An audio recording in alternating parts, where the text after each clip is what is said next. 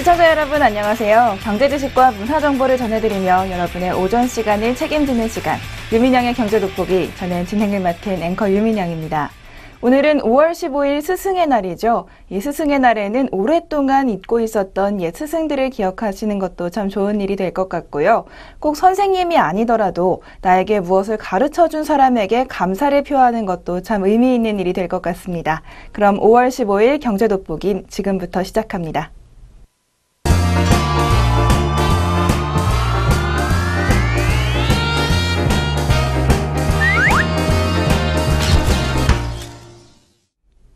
첫 순서는 최신 경제 이슈를 빠르고 깊게 들여다보는 시간, 동향돋보기 시간입니다. 오늘 동향돋보기 시간에서는 얼마 전 통과된 법안에 대해서 자세히 알아보겠습니다. 바로 권리금 보호법인데요. 이 권리금 보호법이 이제부터 시행이 된다고 합니다. 약 220만 명에 달하는 중소자영업자들의 관심이 쏠렸던 법안인데요. 이 권리금 보호법이 다음 달부터 본격적인 시행에 들어갑니다.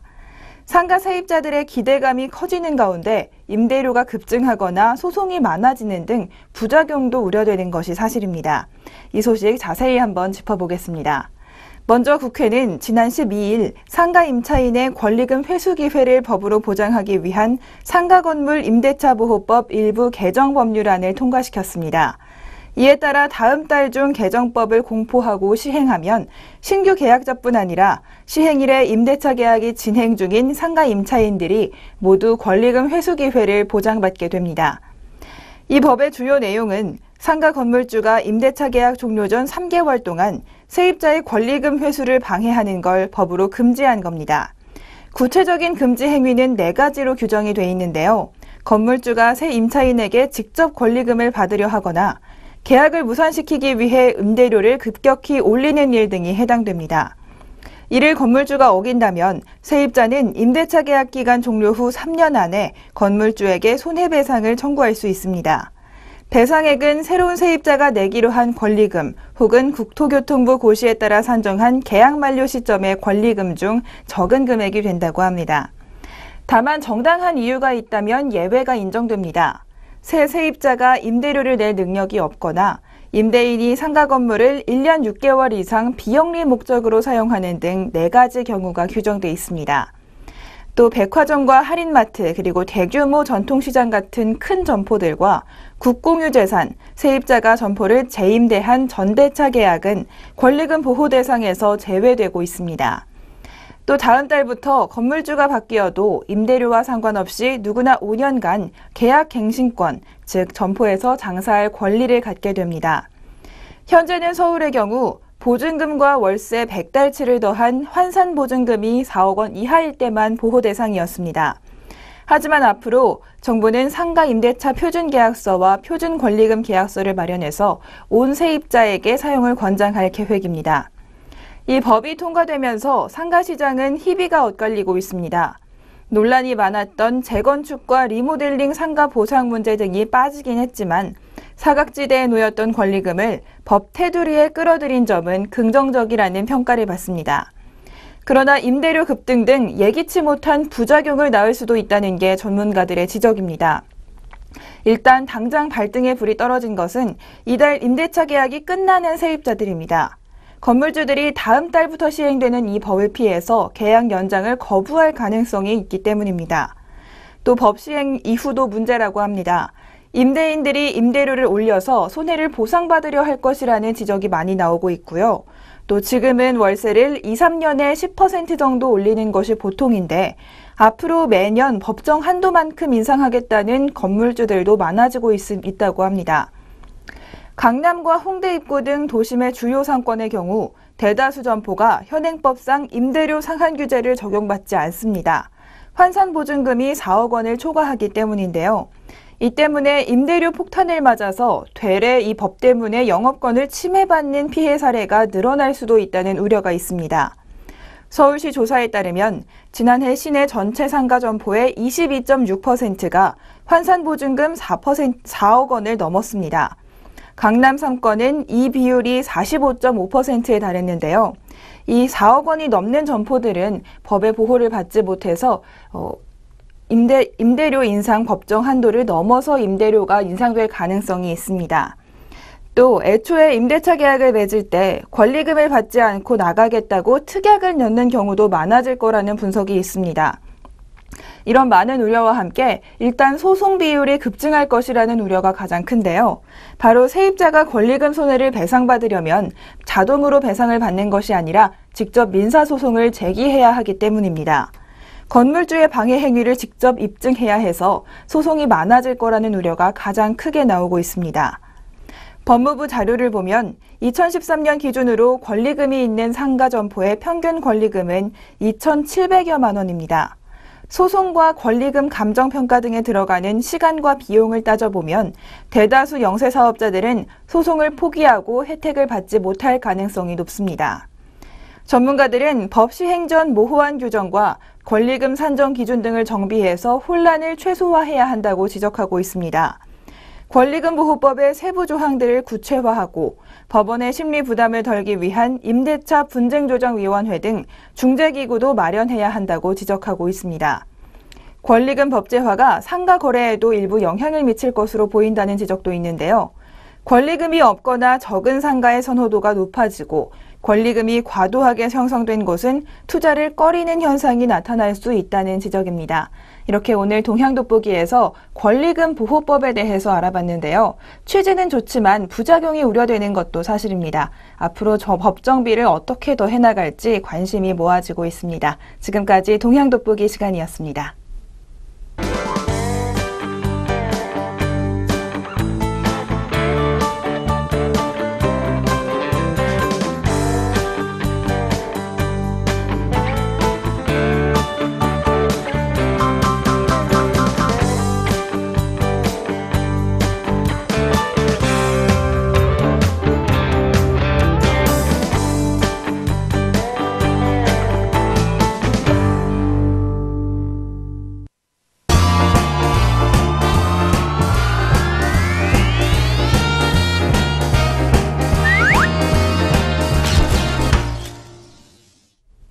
이번 순서는 아리송한 단어 확실하게 잡아가는 시간, 용어 돋보기 시간입니다. 오늘 용어 돋보기에서는 MSCI 지수에 대해서 자세히 살펴보겠습니다. MSCI 지수란 미국의 모건 스탠리 증권이 발표하는 국제금융펀드의 투자 기준이 되는 지표입니다.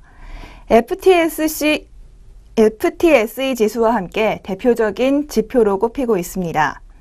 미국계 펀드의 약 95%가 이 MSCI 지수를 기준으로 삼을 만큼 펀드 운용과 투자의 주요 기준으로 사용되고 있는 지표입니다.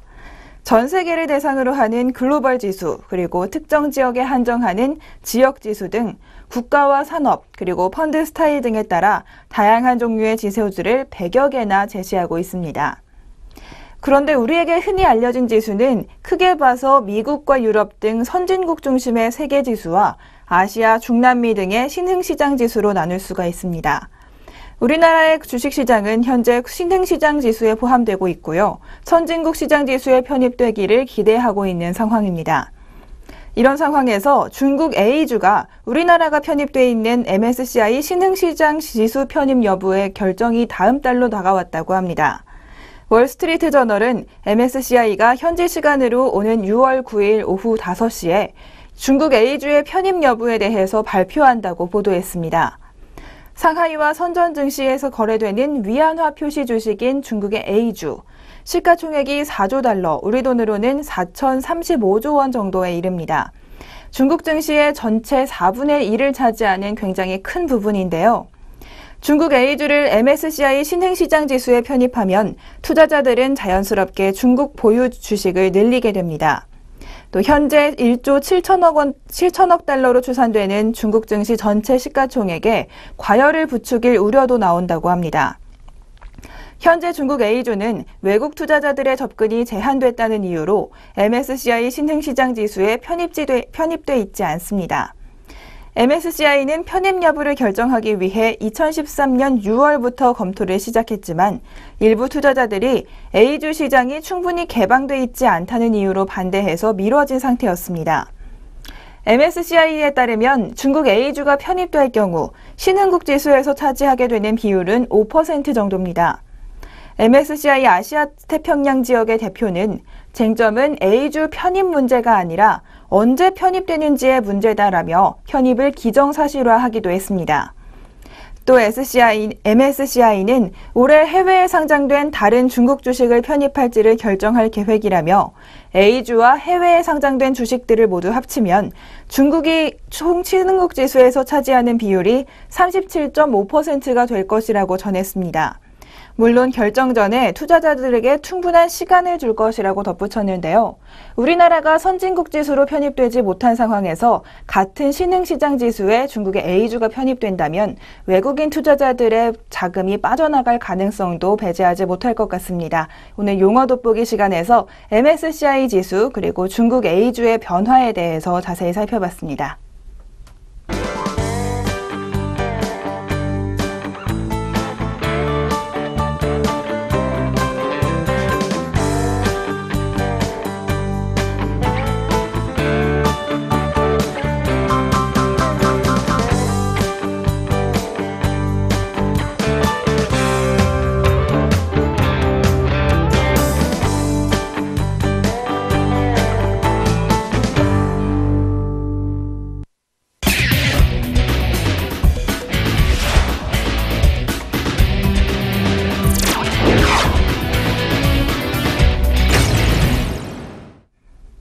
경제의 문화적 재미를 더하다. 컬처 앤 이코노미 시간입니다.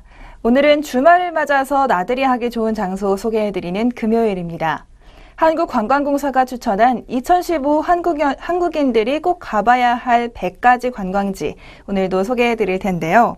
오늘은 바로 6번째 시간으로 다양한 지역의 관광지들 준비했습니다. 먼저 요즘 좋은 날씨에 어울리는 관광지입니다. 경기도 가평의 아침고요 수목원인데요. 아침고요 수목원, 생각보다 규모가 꽤 큽니다. 하경정원과 에덴정원, 분재정원, 한국정원 등 총 20여 개의 실외 주제정원이 있고요. 또 실내 전시시설도 3개가 있습니다. 약 5,000종의 꽃과 나무 2만 본이 주변 자연경관과 어우러져 우리나라의 계절별 아름다움을 잘 표현해주고 있습니다. 아침고요 수목원은 곡선과 비대칭의 균형으로 대표되는 우리나라 자연의 아름다움을 이 울타리 안으로 잘 끌어왔다는 평가를 받는데요. 민족의 삶이 담긴 한국정원을 만들어서 세계인들이 아침고요 수목원에서 한국의 참모습을 느끼고 마음껏 쉬고 또 명상하고 자연 속에서 감동을 받고 돌아가도록 의도해 만들었다고 합니다. 연간 외국인을 포함해 100만 명이 찾는 수도권 제1의 수목원이라고 하고요. 또 비수기인 동절기에도 오색별빛 정원전이 열리면서 호평을 받고 있습니다.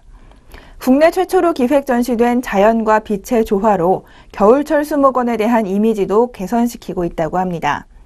한편 아침고요 수목원은 2012년 CNN이 선정한 한국에서 꼭 가봐야 할 50곳의 국내 수목원 중에서 유일하게 선정되기도 했습니다. 이렇게 아침고요 수목원, 좋은 날씨에 한번 즐겨보시면 좋을 것 같고요. 두 번째 소개해드릴 곳은 강릉의 경포대입니다. 경포대는 관동 지역에서 가장 아름다운 8곳을 뜻하는 관동 8경의 하나로 경포호수 바로 북쪽의 언덕에 있는 누각입니다. 경포대는 고려 충수광 때 강원도의 관리였던 박숭정이라는 사람이 당시 인월사 예터에 세웠던 것을 조선 중종 때 강릉부사 한급이 지금의 자리에 옮겼다고 합니다. 그 이후 여러 차례의 중수 끝에 현재의 모습을 갖춘 정말 역사가 깊은 곳입니다. 앞면 5칸, 옆면 5칸 규모로 지붕은 옆면이 8팔자 모양인 팔짝지붕입니다. 모두 48개의 기둥으로 이루어졌고 마루의 높이를 달리하는 입체적인 평면을 하고 있습니다. 경포대 내부에는 숙종이 직접 지은 어제시 그리고 율곡이이가 10살에 지었다는 경포대부를 비롯해서 조화망의 상량문 등 수많은 명사와 시인 묵객의 글이 게시되어 있습니다. 누각 주위에는 또 소나무와 상수리 나무들이 알맞게 우거져서 운치 있는 경관을 이루고 있습니다. 이 경포대와 경포호는 1981년 강원 도립공원으로 지정돼서 강원도가 관리하고 있습니다. 또 매년 4월에는 경포대 일원에서 벚꽃축제도 개최되고요. 바닷가에는 유명한 경포 해변이 있는데요. 길이가 6km에 달하는 좋은 풍경을 보여주고 있습니다. 이렇게 오늘은 경기도와 강원도에서 경치 좋고 지금 가볼 만한 장소들 소개해드렸습니다. 전국 곳곳의 관광지 매주 금요일마다 소개해드리니까요. 주말에 가실 곳 잘 찾아보시기 바랍니다. 지금까지 컬처 앤 이코노미 시간이었습니다.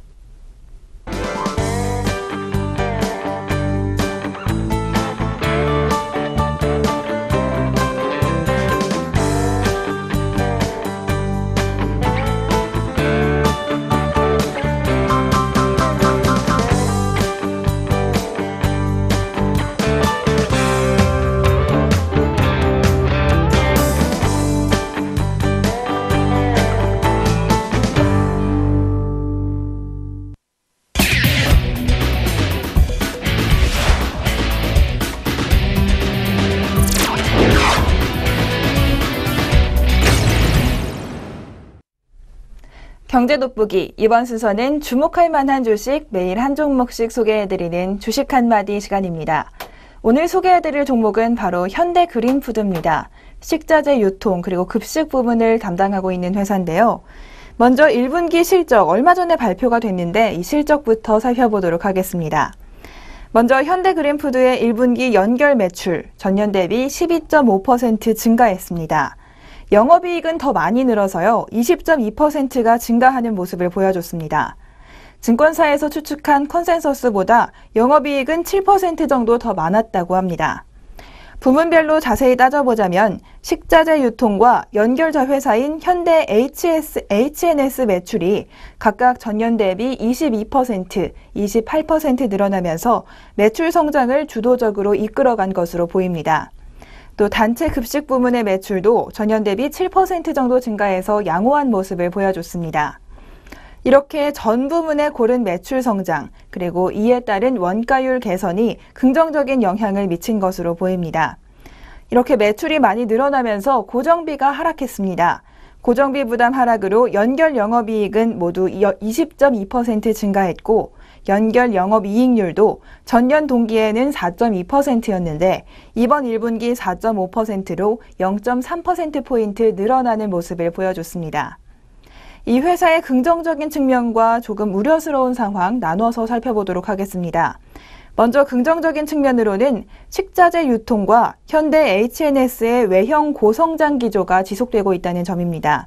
또 단체 급식 부문도 앞서 7% 매출이 성장했다고 말씀을 드렸는데요. 이렇게 안정적인 성장을 계속하고 있습니다. 그리고 이 두 번째로 매출 성장에 따라 원가율 그리고 고정 비율이 하락되면서 수익선이 점차 개선되고 있습니다. 하지만 부정적인 측면도 있습니다. 이 현대그린푸드는 현대홈쇼핑과 현대리바트를 지분을 가지고 있는데요. 홈쇼핑 업계 요즘 백수호 파동으로 참 많은 문제에 시달리고 있고요.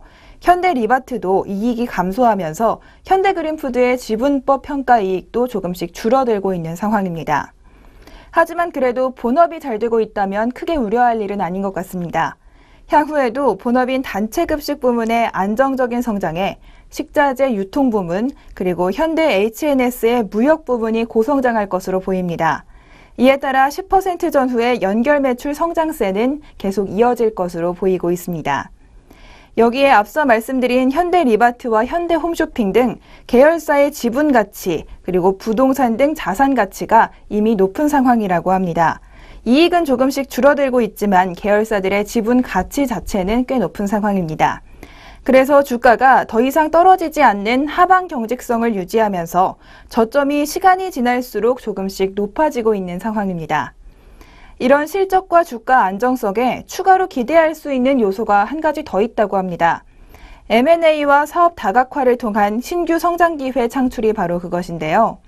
2013년에는 현대리바트를 인수했고 2014년에는 물론 실패로 끝나긴 했지만 만도위니아를 인수하려고 시도했습니다. 이런 요인에 의해서 주가는 단계적으로 상승한 바가 있습니다. 결국 성공했든 실패했든 사업 다각화를 통해서 신규 성장 기회를 창출하겠다는 노력이 지지를 받은 걸 텐데요.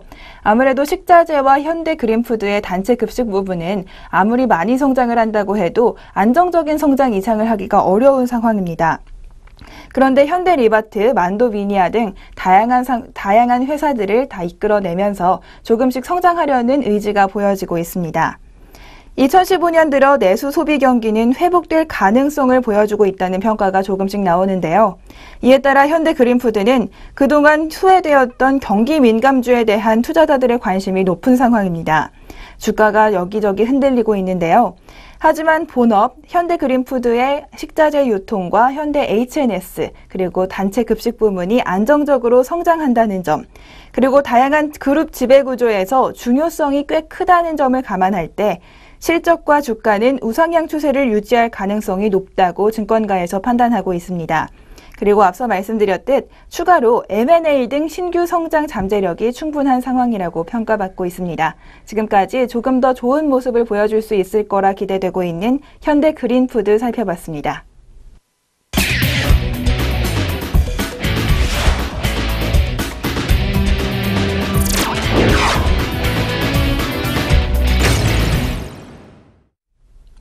경제적으로 사느라 지친 삶 가운데 쉼표가 되는 시간, 3분 문학 충전 시간입니다. 오늘도 시 한 편을 준비했는데요. 기형도 시인의 빈집이라는 아마도 꽤 유명한 시입니다. 기형도 시인은 사후에 발표된 시집을 통해 이름을 알렸습니다. 살아생전에는 크게 이름을 알린 시인은 아니었다고 하는데요. 사후에 유고 시집인 입속의 검은 잎이 1989년 간행되면서 많은 인기를 모았고 기형도 시인의 이름도 알려졌습니다. 이 시에서 일상 속에 있는 폭압 그리고 공포라는 심리를 독특하게 표현해냈다는 평가를 받고 있는데요. 죽음을 떠올리게 하는 어두운 이미지가 시인의 시 전반을 지배하고 있지만 우울하고 힘든 마음이 있을 때 이렇게 어두운 시를 읽으면 역설적이게도 조금 위로를 받는 경우가 많다고 합니다. 이렇게 역설적인 위로를 주는 시, 기형도 시인의 빈집 함께 들어보시겠습니다.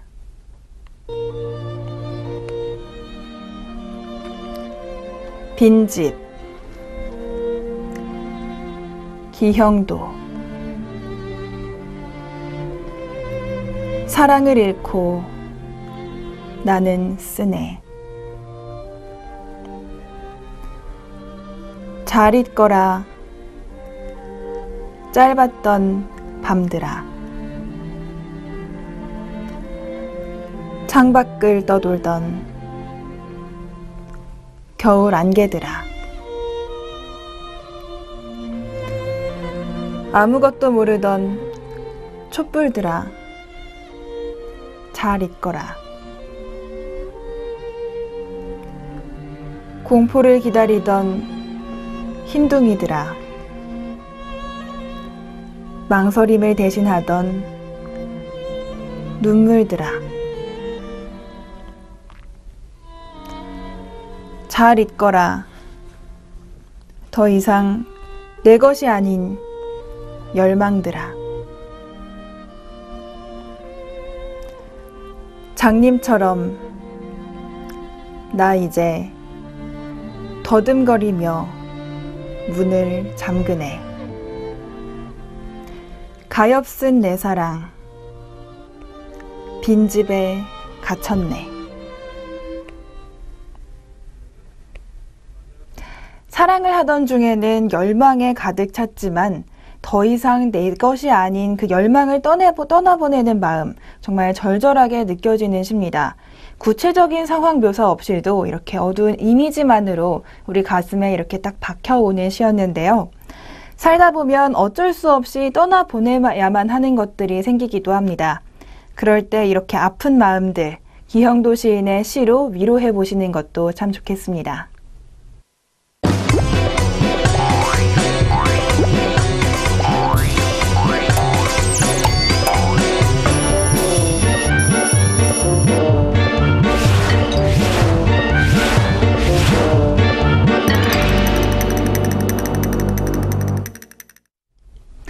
다가오는 올 여름에는 무더위가 참 기승을 부릴 거라고 합니다.